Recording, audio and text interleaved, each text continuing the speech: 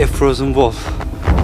If you don't move, you freeze. Imagine a village where temperatures drop as low as minus 71.2 degrees Celsius. Here, spending just a few extra minutes outside can lead to frostbite, the loss of a limb, or even end of life. Is it frostbite? Oh, yeah. After staying outside for just over 15 minutes, my nose turned white. Ice crystals began forming inside the cells, and the tissue started to die. If I had stayed out 5 minutes longer, my nose would have suffered permanent tissue damage. When people breathed outdoors, it would sound like dry grass rustling behind them. That was the sound of warm breath turning into tiny ice crystals.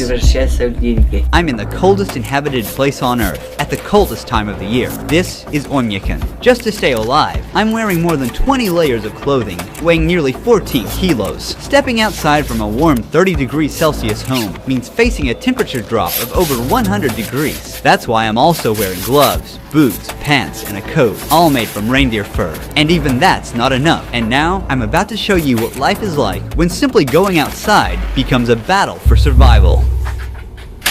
Within seconds outside, ice crystals start forming on the eyelashes, and the skin starts to sting. The village feels like it's been abandoned. The cold burned my finger. The cold doesn't just affect people and wild animals. It stops everything from functioning. Phones don't work properly and often shut down. Cars left outside freeze in just a few hours. Since the ground is always frozen, no fruits or vegetables can grow here. We boarded a plane in Moscow, flying east for 7 hours to Yakutsk. From there, we covered an 18-hour, 900-kilometer road trip. It's 2 a.m. and we finally arrived at the coldest village in the world. The thermometer reads minus 60.5 degrees Celsius. When we stepped out of the car, it felt like we were on another planet. The hairs in our nose were frozen, and we felt them prick with every breath. The dry air makes us cough uncontrollably. Oymyakon is home to around 800 people, spread across 1.5 square kilometers. Seeing anyone else outside is almost impossible, as if time itself has frozen in this place. It's really cold. We are walking for about 15 minutes. As you see, my friend's eyelashes are full of ice. You can see another ice droplet on his upper lip. Oymyakon, our land surrounded by mountains. It gets brutally cold here. The temperature drops to minus 63 degrees Celsius or even minus 64 degrees Celsius. Because Oymyakon is located in a basin, there's hardly any wind. The cold just settles in and stays. In this region, the ground stays frozen all year round. This layer of frozen earth is called permafrost, and it can reach hundreds of meters deep. To survive the cold, the villagers built a central heating system. A single coal-powered boiler sends heat to most homes through pipes. The system must run non-stop. Even a short failure puts everyone at risk.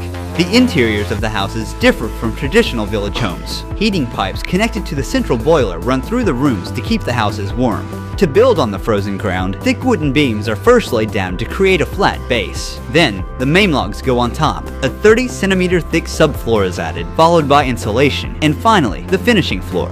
Each wall is made of 7-layered materials. There's wood on the outside, then basalt wool as the main insulation barrier, then plaster, mesh, foam insulation, another layer of plaster, and finally, a wooden panel inside. The windows are triple glazed, forming a vital barrier against the bone-chilling temperatures, and the attic is insulated with sawdust and soil. Combined with a stove or heating system, this setup keeps the residents warm. In nearly every building, the entrance room is intentionally left unheated. We freeze everything in the front room. Look at this refrigerator, natural. Here, I have frozen milk and frozen meat that I store in the cold. As you can see, these first 2 rooms at the entrance used for storage and as a refrigerator. These unheated rooms also serve as a buffer against the freezing cold. You can see ice and snow covering the interior of the room, especially the ceiling. In Oymyakon, the day begins early. Yevdokia is already at the barn. Cattle farmers here wrap a cloth around the cow's udder to protect the sensitive tissue from frostbite and to keep it clean. The udder isn't at risk of freezing anymore, but once the milk starts flowing, we have to be careful. Because of the extreme cold in Oymyakon, no water pipes run to the buildings. They would freeze almost instantly. The cows must step out into the cold every morning and make their way to the river to drink. One by one, they step into an icy hell, moving quickly, knowing they must return before the cold becomes too harsh. Their hair became crusted with ice almost immediately. This part of the river is not frozen because it is coming fresh from the mountain. Underground spring water meets with river and keeps this part of the river unfrozen. Then all of a sudden, my whole face went numb. I couldn't move the muscle on the left side, like I was having facial paralysis. When my nose started freezing, Yevdokia noticed right away. Is it frostbite? Yeah. The cold shrinks the blood vessels and eventually reduces blood circulation. Without enough warmth, water inside each cell freezes into ice crystals, causing the cells to rupture and triggering a stabbing pain and tissue to die. You should cover your face like this. Walk while covering your face. Be careful, or it might turn black. From this point on, until the end of the documentary shoot, I won't be able to stay outside for more than 10 minutes at a time, or my already frostbitten nose could get even worse. But as the documentary progresses, and the temperatures drop even further, we'll be pushing our limits to show you what survival here truly demands. Here is the cure. This is aloe and just alcohol. You soak it like this, and apply it to the area that's frozen. And don't rub it, okay? Otherwise, you'll damage the vessels in the capillaries, and it'll lead to sores. Then Yevdokia began her daily chores by hanging freshly washed clothes in the yard. Within just minutes, they completely froze solid. Her clothes are completely frozen. My hands are freezing.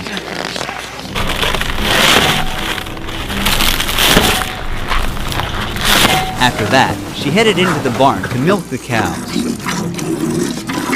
I keep Yakut cows because they produce really high-quality milk. The fat content can reach 7 to 8%. As you can see, there are some ice and snow covering the ceiling, but here is warm. The sides are also covered in snow. You can see some droplets from the ceiling. That is because of the humidity. The air is thick with the smell of hay, warm milk, and livestock. Now we are going to meet a horse master. We're about to see the wild Yakutian horses in their natural habitat. Mikhail, Ruhi. here are the Yakut horses. The conditions here are so harsh that only they have been able to adapt. What is the temperature today? It's somewhere around minus 50 degrees Celsius here. It's also hard to be outside for a long time. We have a system of fences in the open area. They mostly graze freely.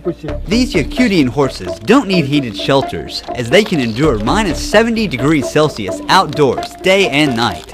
Unlike regular horses, they are short. This also helps them to stay outside during winters, because short body means it can radiate heat to a smaller area. Their body looks very puffy, very rich in fat and round. This is because of their thick fur. And also their horseshoes are very tall, allowing them to stand on this freezing ground very long time. They're not captured. They're just being fed here. Their body means food. This is horse meat. They eat it here. As you can see, it got a lot of fat. This is one packet, a packet of a horse meat.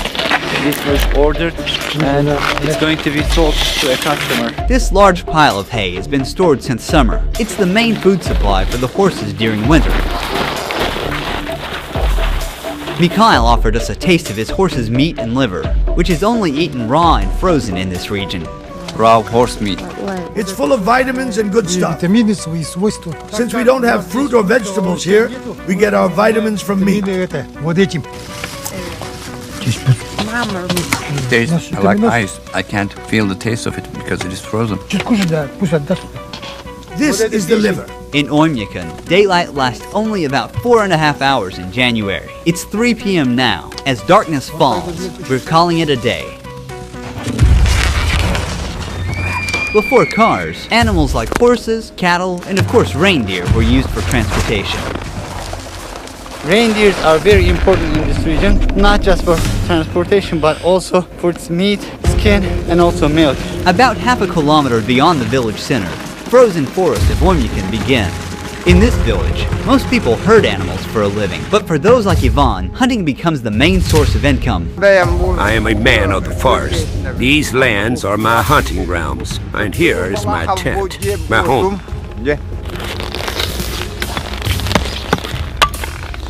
He's making fire now. We need this fire because it is too cold here.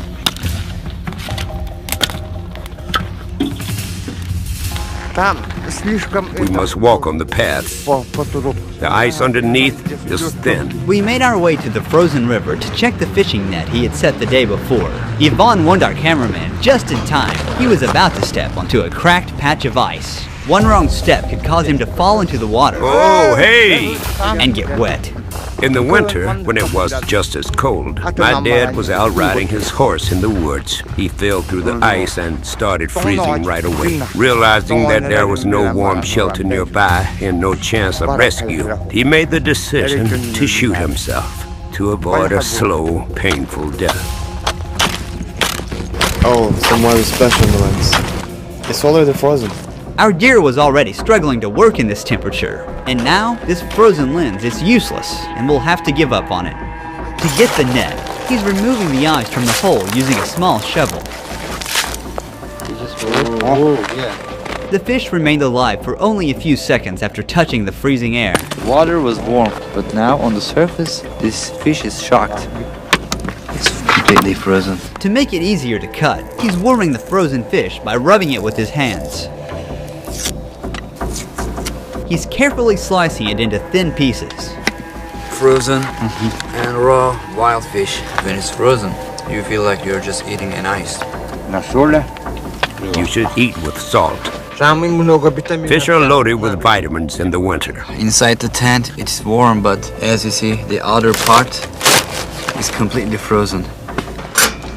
He's feeding the fire and sharing some of the fish to nature. O Spirit of nature, accept our gift. Bless us with a successful hunt and grace us with the abundance of your land. According to his shamanic belief, he must keep the spirit of the hunt satisfied, or next hunt, he might come up empty. We're heading into the wilderness. Ivan wants to hunt something big. Looks like something's been through here. There are footprints and little patches of urine left behind. Look, road deer tracks. We're getting close. Because I stayed out in the cold for more than 10 minutes, I've started to feel numbness in my nose again. I have to be more careful. I don't feel my nostrils.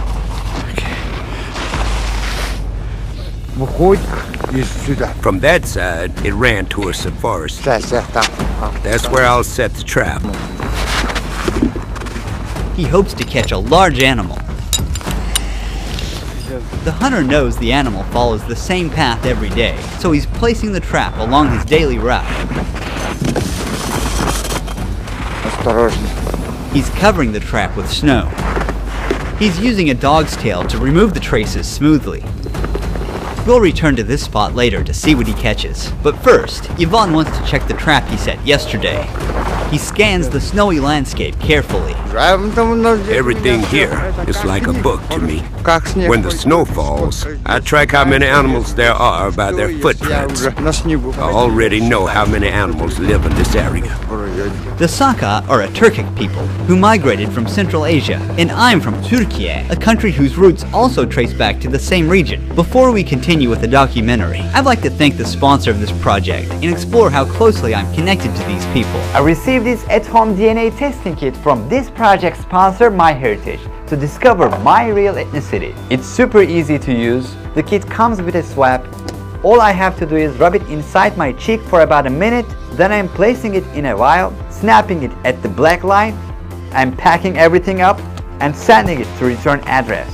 In about 4 weeks, my results will be ready online and I can't wait to learn my roots. Finally, the day has come. I got an email from MyHeritage. Let's see what my DNA says. To be perfectly honest with you, I have no idea what to expect. 47.3% Greek and Albanian. It's almost half. I always knew that my grandma was from Albania and now I have no doubt. Then there is 40.5% Turkish and 4.7% South Italy. My roots stretch all the way to Central Asia, it is 3.4%.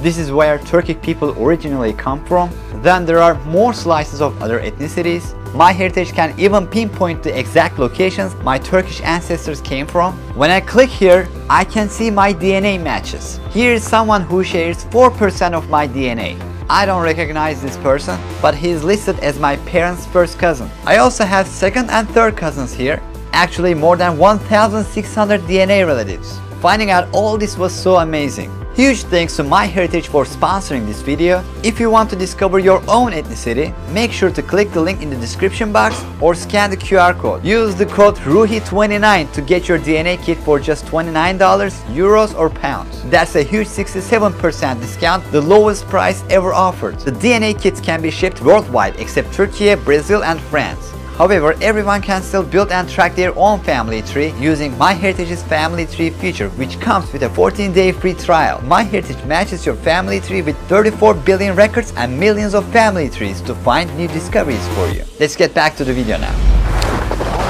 There it is, lying on the snow. A solid catch. You got a hare. A very big one. Quite enough for all of us to eat. It wasn't the trap that killed it. The freezing cold did as he lay there, stuck and helpless. So, the nature has no joke here. This trap is smaller than the one we set today. I'm curious to see what the next catch will be. But for now, there will be meat on the fire tonight. In Oymyakon, there are a lot of hares. During the war, it was actually because of hunting hares that our people survived. Tamara cooked the hare and prepared a dinner table at her house. It doesn't have any fat in it. It's a very lean meat. Some of the upcoming scenes were among the hardest to capture. Thanks to the help of the Ulangovs, the leading YouTube channel on rural Russia, we were able to make it happen. At the first light of morning, we come across something unexpected near the house. A giant snake sculpture. It's entirely made of cow waste, weighing more than 360 kilograms. It was built by a local farmer. The region's sub-zero climate also makes plumbing systems inoperable. If water pipes were installed, the water inside would freeze almost instantly. Instead, residents meet their needs, such as washing their hands from water they had previously stored in tanks. Our sink is old. There's a bucket underneath to catch the water. When it fills up, we just take it outside and dump it. Once again, the absence of plumbing infrastructure means that houses have no indoor showers or toilets. Instead, these essential facilities are built in the gardens, inside unheated cabins. The lack of a sewage system means that human waste remains where it is accumulated. Since waste freezes instantly upon exposure to the air, it often accumulates into frozen columns, sometimes reaching up to 1 or 2 meters in height before eventually being broken down. When someone has to use the bathroom, they need to put on a lot of clothes, and they must be fast to not get frozen. Using these toilets is never a pleasant experience, but this one is different. It's heated, but the problem with it cannot be ventilated as the cold disrupts the heating system. This type of toilet is still preferred to be protected from the cold, despite the unpleasant odor that accumulates inside. To bathe, cook, wash dishes, or simply drink, clean water is essential, but getting it is a whole other process that takes a lot of effort. People here collect blocks of river ice and melt them to get fresh water for daily use. Right now you're looking at a vast white blanket of snow, but under, there's a frozen river, the only source of water. He's using a chisel to cut into the thick ice. You have to work quickly if it's cold. Otherwise you'll freeze. As we carve out solid blocks one after another, we lift them and place them onto the sled.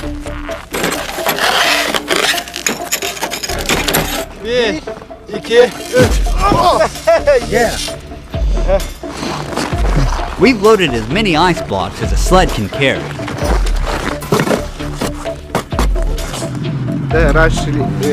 Our ancestors used to transport ice with oxen.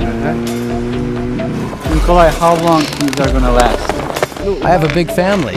It'll last us 2, maybe 3 weeks. These huge blocks are kept either in the cold room inside the house or just outside in the backyard. They put them in a barrel and let them melt, and then they drink it. The ice blocks we collected together will not only be used in his own home, but also shared with neighbors so they can use the clean water to bathe. In this village, a bathing routine doesn't start with turning on a tap, but with chopping wood.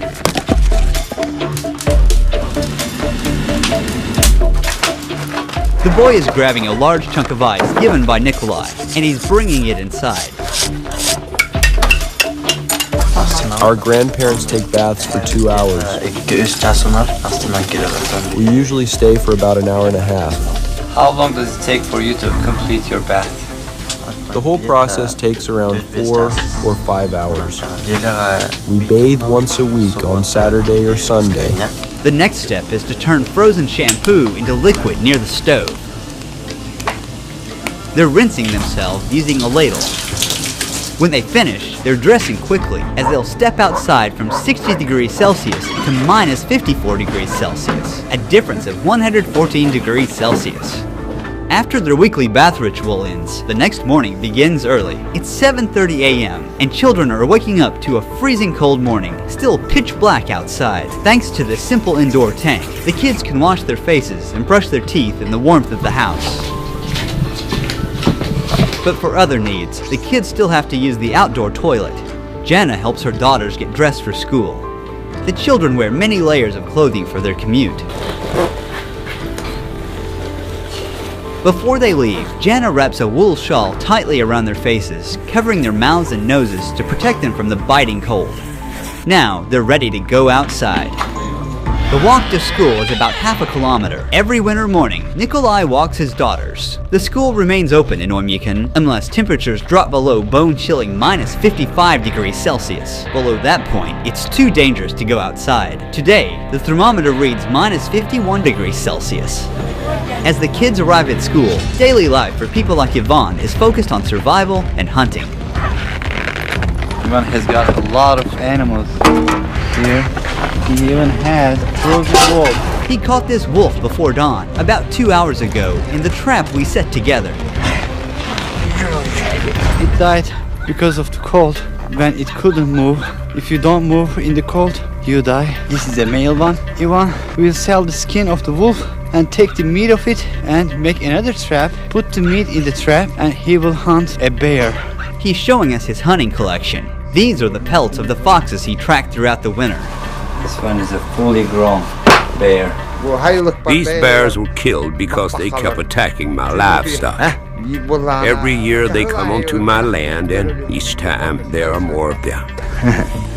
The cold in Oymyakon is so extreme, even the most durable vehicles would fail without proper preparation. If a vehicle is left outside for even a few hours without the engine running, it completely freezes and won't start again without a full defrosting process. How are you planning to unfreeze your car? We'll use a jet heater. We're not sure if it'll start. Every part is frozen solid. Metal, fuel, oil, even the battery. They start by brushing off the heavy snow that's built up on the car. The tire has turned solid like a rock. It was minus 56 degrees Celsius outside. The tire's gone flat, not because of a leak, but because cold temperatures cause the air molecules inside to shrink. They are going to install this to heat the vehicle. We try to close it tightly so that the warm air does not escape out, but stays inside.